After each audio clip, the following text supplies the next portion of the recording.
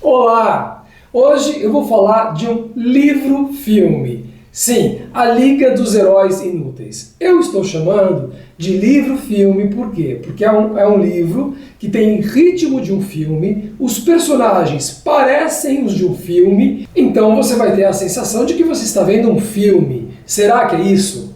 Bem, vamos dar uma olhada nesse livro aqui. Eu sou Antônio Sampaio Dória, do Blogs e Livros. Bom, vou dar mais informações desse livro aqui. A Liga dos Heróis Inúteis, do Alexandre de Castro Gomes e Luiz Antônio Aguiar. Eu conheço esses escritores e são bons escritores, eles têm muitos livros publicados, da editora FTD. Como eu estava dizendo que parece um filme, de fato ele parece a série X-Men.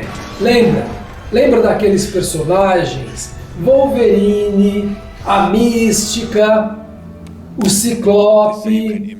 A ideia é essa. Mas os personagens desse livro não são tão diferentes. Eles têm poderes que eles estão descobrindo. São adolescentes. E eu achei que foi uma grande sacada você falar dos adolescentes que se sentem inúteis. Por quê? Porque eles ainda não desenvolveram todo o seu potencial, não são independentes, eles se sentem inúteis. Os seus talentos ainda precisam ser aperfeiçoados e exercitados. Aí eu fiquei perguntando, o que será que os leitores vão achar de um livro como esse?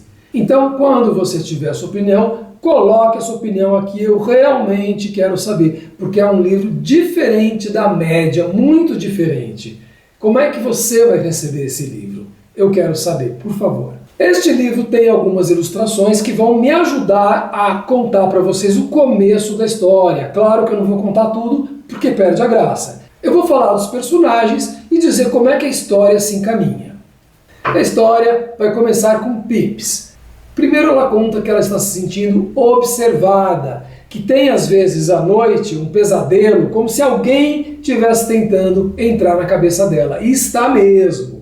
E o que acontece com ela? Quando ela começa a ficar nervosa, começa a pipocar espinhas na pele dela. E aí que tem uma coisa diferente, que esse pipocar é pipoca mesmo, saem pipocas do corpo dela. Mas as pessoas vão lá e comem a pipoca, você acredita? É um poder que ela tem. Ela não conta isso para os pais dela. Olha o que ela diz. Fico com medo dos meus pais descobrirem. Já basta a loucura deles, a maluquice natural, defeitos de fabricação. E aí a gente tem a apresentação do tocaia, mas a gente não sabe ainda qual o papel que ele vai ter nessa história. Que ele está de tocaia observando estes adolescentes. Aí tem o Flo ou o Francisco. Quando ele fica nervoso, por exemplo, porque uns caras vêm e querem bater nele, ele consegue tocar em alguma coisa e nascer uma planta ali. Ele já percebeu que ele tem esse poder, mas ele não tem controle nenhum sobre esse poder. E a Camaleoa é uma menina negra que ela conta o seguinte, que ela estava dando um beijo no seu namorado, estava muito ansiosa, meio tensa, e ela ficou vinho, cor de vinho, e ela não entendeu o que estava acontecendo. Mas o nome já diz tudo, Camaleoa. Ela pode mudar de cor, ela pode ser uma camaleã. E aí tem Breno e Brena, os gêmeos. Bom, ele é muito quieto, não fala nada, e eles têm uma comunicação telepática. Só que ele tem um poder, por exemplo, tem uns caras que querem bater nele, e ele se concentra, ele pensa naquilo, e esses caras começam a passar mal, começam a se sentir muito mal. Ele crava os olhos nas pessoas e entra no corpo das pessoas com a sua mente. Esta parte aqui é a narração de Breno e Brena. Tá vendo que ela é uma... Tá vendo que o texto foi colocado de maneira diferente aqui, enviesada? Ela diz que eles sempre moraram em internatos, eles não têm contato com os pais. Então este tocaia vai conseguir reunir esses 5 adolescentes. Coloca eles numa van e leva eles para uma toca. Aí ele começa a tentar explicar o que ele está fazendo ali, o que eles precisam fazer. Quando vem eles, tem um capítulo que se chama Eles. Ali onde eles estão, esses eles invadem e tentam capturar esses jovens, esses adolescentes, Mas aí eles perguntam, o que eles querem com a gente? E o Tokai responde, eles querem vocês. E aí que vai ter explicação de como essa história vai se desenrolar. Vocês podem ver aí na ilustração que o Tokai, esse que está aqui no começo, aparece só metade do rosto dele, depois tem a Camaleoa, depois tem a Pips, depois tem o Flo e aí tem os gêmeos. Ele vai contar tudo, que ele também era um jovem com essas características especiais.